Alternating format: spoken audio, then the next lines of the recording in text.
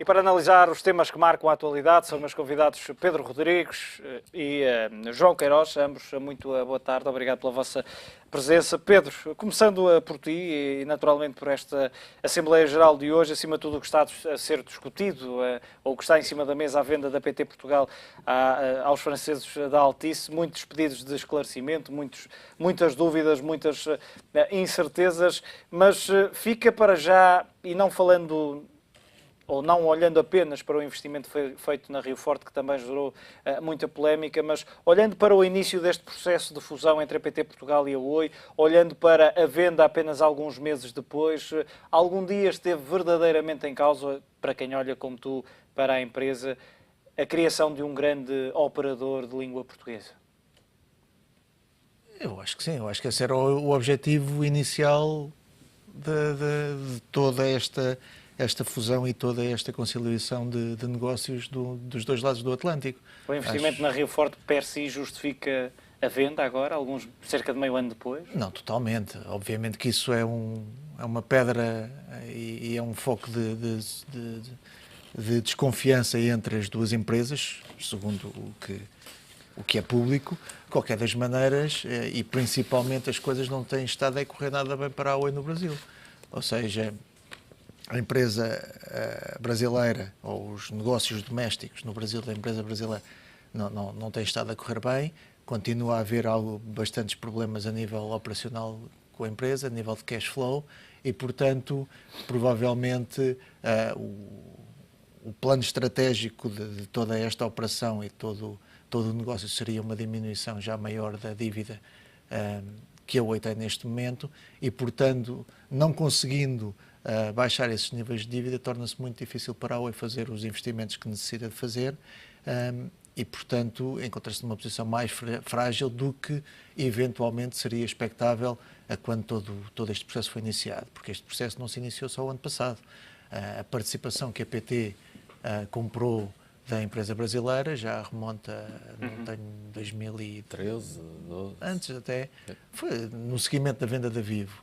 E, portanto, logo aí sabia que a Oi estava um pouco atrasada a níveis operacionais e tecnológicos, tendo em comparação as restantes operadoras brasileiras, e que iria necessitar de um investimento forte a nível de infraestruturas e de CAPEX, que, entretanto, foi tendo alguns problemas por causa da estrutura acionista da empresa e que foi com a fusão da PT que se tentou começar a clarificar essa estrutura acionista e digamos, o objetivo ser um único era ser uma grande empresa de telecomunicações. E a junção das duas empresas servia para criar uma empresa ainda maior de telecomunicações, com presença na América do Sul e presença na Europa, fundamentalmente através de Portugal e um pouquinho em África, através dos negócios que a PT Portugal tinha em África. Eu acho que isso inicialmente era o objetivo, respondendo à tua pergunta, mas obviamente que depois de uma série de acontecimentos, o desenvolvimento do negócio no Brasil e o acontecimento específico da Rio Forte, o investimento em Rio Forte, vai alterar completamente o panorama da operação. Claro, também estou convicto de que esta questão da tesouraria, a tesouraria da PT também era relevante para o enorme endividamento que a Oi carrega, face àquilo que é o resultado operacional e as necessidades. Até porque são conhecidas precisamente essas mesmas necessidades e olhando para o mercado das telecom no Brasil, ainda em forte desenvolvimento, ainda muito embrionário, diria. Exatamente. E é preciso, ou neste caso a Oi quer investir fortemente, falhou o concurso A4G, por isso se fala na compra de uma participação na TIM. Pronto, necessita sempre, está num ciclo de negócio em que necessita de um contínuo investimento. E os 1.000 milhões, aproximadamente os 1.000 milhões da Portugal Telecom eram relevantes. Não era só a componente de know-how e marketing, como bem destacou o Pedro, mas também foi fulcral esta questão e tentar recompor, digamos assim, recompor esta componente de tesouraria, ou este fluxo, através da venda da própria Portugal Telecom. Porque não? Se daqui conseguir obter 7,5 mil milhões, provavelmente pode-lhe ajudar ou a bater o enorme estoque de dívida, que provavelmente deve corresponder quase a 50% do estoque de dívida que carrega, 40 e tal, ou então ajudar a tornar-se mais atrativa para ser encapsulada ou ser comprada por tornar-se basicamente uma nova noiva em que o novo comprador tenha capacidade depois para diluir também este estoque de dívida. Portanto, serão estes dois temas. Agora, o que é que resta aos atuais acionistas da Portugal Telecom SGPS? A enorme ironia de provavelmente aprovar a venda da PT Portugal à Altice, se é uma capital de risco ou se é uma estrutura de investimento, podemos não falar muito sobre isso, e com esse cash flow passar para, com esse valor de investimento, essa enorme liquidez, sendo bem aplicada pela Oi, poder valorizar o valor das suas ações. Provavelmente a ironia é esta, eles teriam que aprovar à partida, seria um cenário, esta venda à Altice, que é a proposta que está fixa em cima da mesa. E estamos a falar de 7.400 milhões de euros, que acaba por ser, e esse também é um ponto de crítica, se quisermos chamar-lhe assim, que é o montante na altura em que foi vendida à Oi, ou que entrou no processo de fusão com a Oi, os valores apresentados ou calculados não tinham nada a ver com estes 7.400 milhões de euros e, portanto, também se coloca aí a própria avaliação que foi feita na altura e, efetivamente, depois disso não houve grandes evoluções que fizessem justificar uma subida mais acentuada do preço da própria PT Portugal. Certo. Também os valores que estamos a avaliar, considerando com a Oi ou sem a Oi, provavelmente pode provocar aqui a questão do desconto /prémio. Mas, para já, uma inviabilização deste processo e carregar mais alguma incerteza pelo tempo, provavelmente pode não beneficiar a Oi e, dessa forma, indiretamente, os 25,6% ou 24,5% que a PT-SGPS tem na Oi neste momento. Olhando para o futuro da PT Portugal e partindo deste pressuposto de que será vendida mesmo, e é para já, eu diria, o cenário mais provável, a venda aos franceses da Altice, vamos assistir a uma empresa, ou vamos ter uma empresa que já teve ambições e presença além fronteiras, mas que agora volta quase, eu não diria a estaca zero, porque a tecnologia está lá, o know-how está lá, mas geograficamente volta à estaca zero, ou seja, fica restrita ao território nacional. Sim, isso é verdade, porque... Volta a ser apenas, e este apenas entre aspas, uma operadora a nível nacional. Certo, porque todos os negócios que a antiga Portugal Telecom tinha fora de Portugal, esses vão ficar na Oi, não vão ser vendidos à Altice ou a quem comprar.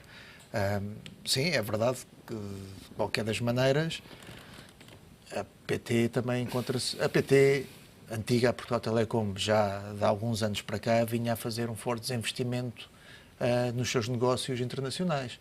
A PT tinha vendido um negócio que tinha em Macau, ou participação no negócio em Macau, tinha desinvestido alguns negócios em África e, portanto, já havia alguma concentração de esforços no mercado doméstico. Obviamente que, até certa altura, o grande investimento da Portugal Telecom era na Vivo, na parceria que tinha com a Telefónica, para controlar a operadora de telecomunicações móveis no Brasil. E depois, quando foi vendido essa participação à Telefónica, como todos nós sabemos, houve a decisão de entrar no capital de uma outra operadora brasileira, que era a Oi. Mas realmente é verdade, a PT Portugal vendida à Altice fica exatamente só como um player doméstico, como já não era há muitos anos. E olhando para os números que hoje o Económico avança, e nomeadamente a participação da PT-SGPS na Oi desde julho de 2010, e falavas há pouco da pós-venda à Telefónica, 4.200 milhões de euros, cerca de 90% do dinheiro que investiu na Oi, desapareceu. Falávamos desta diminuição presencial por parte da PT Portugal, mas a PT-SGPS também fica muito desfalcada nestes últimos anos, ou ficou muito desfalcada nestes últimos anos. Sim, como acionista de uma empresa que está cotada em bolsa e que perdeu todo este valor em bolsa, o efeito é direto. Ou seja... A questão é, depois da venda, se for aprovada a venda da PT Portugal, olhando para os ativos com que a PT-SGPS fica, o que é que podemos esperar do comportamento das ações, da presença na bolsa por parte da PT-SGPS? A PT-SGPS, hoje em dia é só os ativos que estão lá dentro, basicamente é uma participação na Oi. E, portanto, vai ficar dependente da evolução da Oi no mercado, no mercado bolsista. E a Oi, vendendo a PT Portugal, fica circunscrita às suas operações no Brasil e uma pequena operação em África, que depois já ter que negociar com o Isabel dos Santos o que é que lhe vai acontecer. Mas também, hoje em dia já tem alguma relevância face ao valor da Oi em mercado.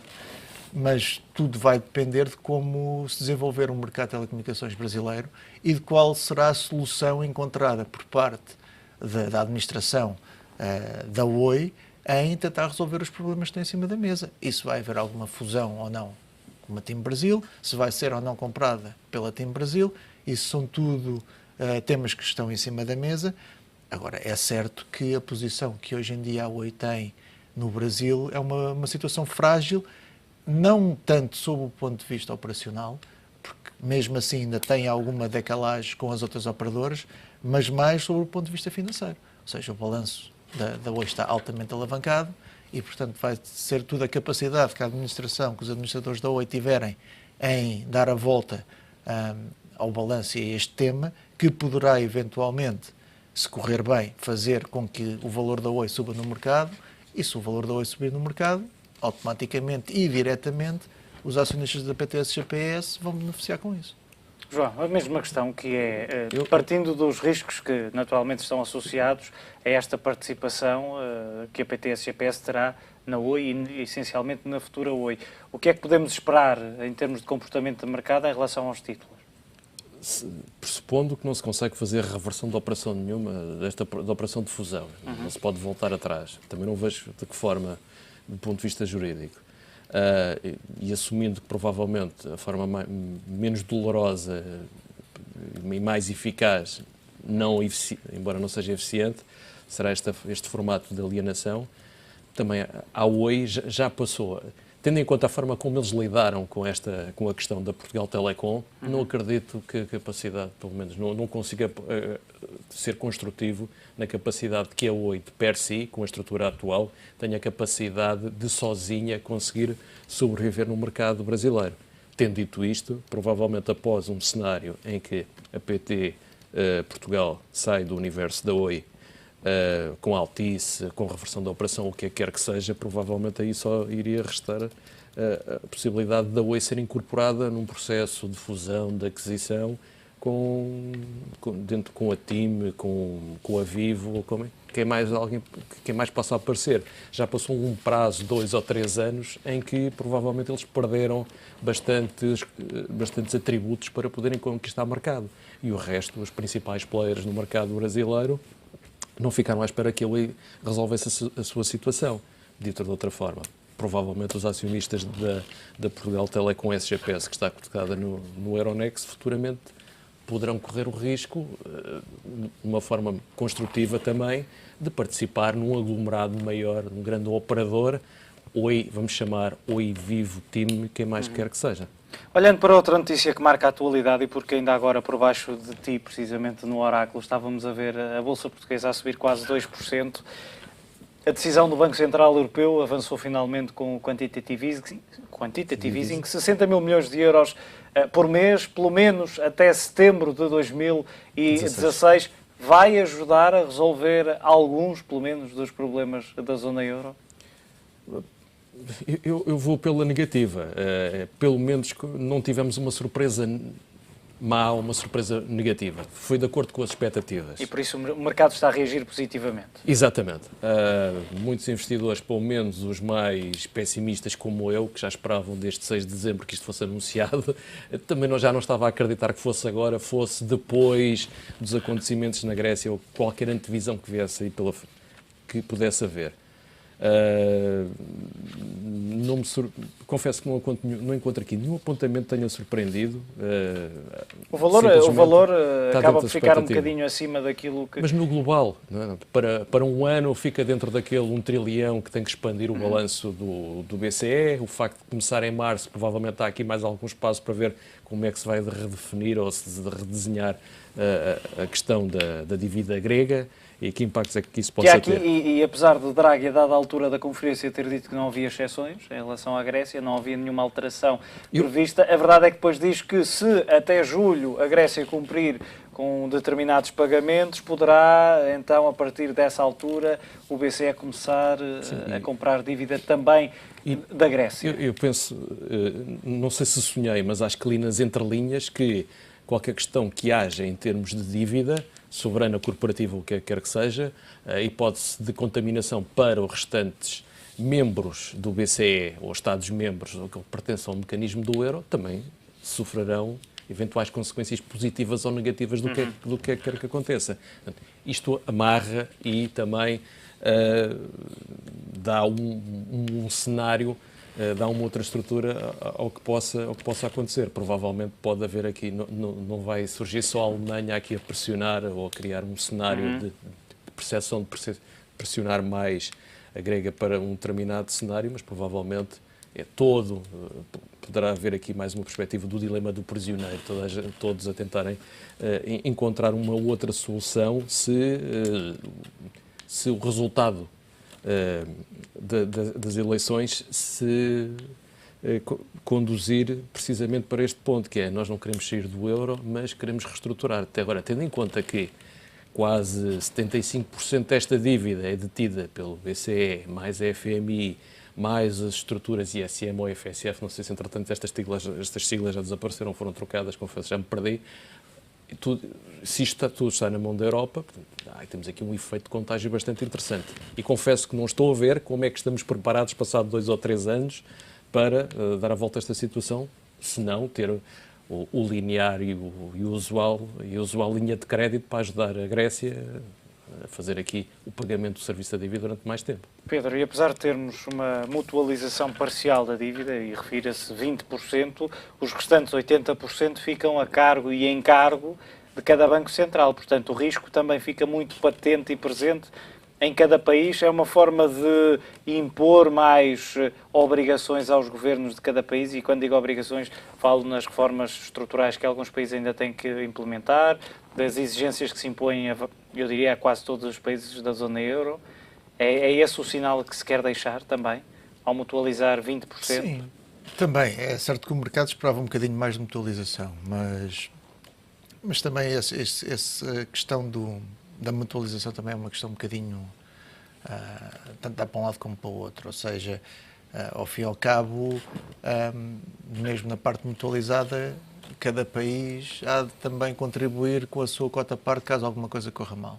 Portanto, mas sim, sem dúvida, eu acho que esta decisão é injetar dinheiro na economia, sem olhar a como até agora, porque a mutualização também servia mais quando um país estava em dificuldades e havia uma ajuda, um programa de ajustamento. Neste caso, é tentar fazer com que a inflação comece a subir, que é a grande preocupação do BCE. Mas parece que vai, de alguma forma, tentar ou proporcionar um nivelamento, por exemplo, das yield dos vários países. Por exemplo, vamos ter uns juros mais próximos entre a dívida portuguesa e a dívida alemã, ou a dívida espanhola e a dívida alemã. A verdade é que a dívida espanhola há 10 anos tem estado a bater mínimos desde que foi anunciada essa compra.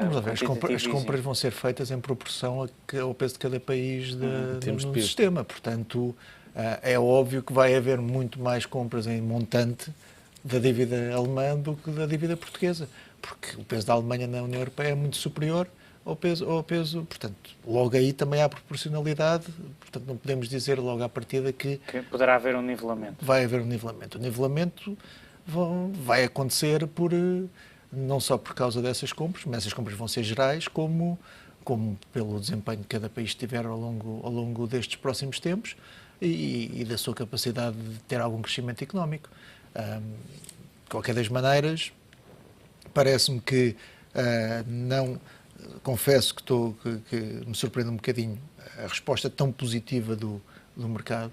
Não, face ao que foi decidido, não estava à espera que o mercado reagisse negativamente, mas parece-me que não surpreendeu assim tanto pela positiva em relação às expectativas que estavam em cima da mesa. Ou seja, o objetivo de aumentar o balanço do BCE é exatamente o mesmo que foi anunciado no verão passado e que foi iniciado com o programa em setembro, decorrente das compras das covered bonds e dos ABS, e, portanto, essas também estão integradas, esses montantes ou essas compras também estão integrados dentro deste pacote de 60 mil milhões por mês. Portanto, o objetivo mantém-se. Provavelmente o que aconteceu foi que o BCE chegou rapidamente à conclusão que não era só através de covered bonds e da ABS que conseguia fazer a expansão. Não, e conseguia a expansão do balanço que tinha como objetivo. E, portanto, teve que juntar a este pacote um pacote muito mais alargado de dívida de governos soberana e de algumas agências europeias. Sim, e há aqui um ponto. Esta questão da proporcionalidade que estávamos aqui a referir é relevante porque, de uma certa forma, não estimula a que o estoque de dívida face ao PIB possa aumentar. Portanto, não altera a percepção que o mercado tem de cada país por si só, tem que continuar a fazer o seu trabalho, tem que reger melhor o saldo da sua balança primária, o saldo da sua relação com o exterior e caminhar para aquilo que são os rácios prudenciais de cada país, aquilo que é o endividamento sobre o PIB, aquilo que são o saldo da balança do Estado e o balanceamento entre recursos e aplicações e a maior eficácia que pode tirar daqui. Provavelmente pode ser este aqui um ponto que possa ter surpreendido. A questão da proporcionalidade, não estimular que o endividamento de cada país possa aumentar. João Queiroz, Pedro Rodrigues, como sempre, muito obrigado pela vossa análise neste fecho de contas.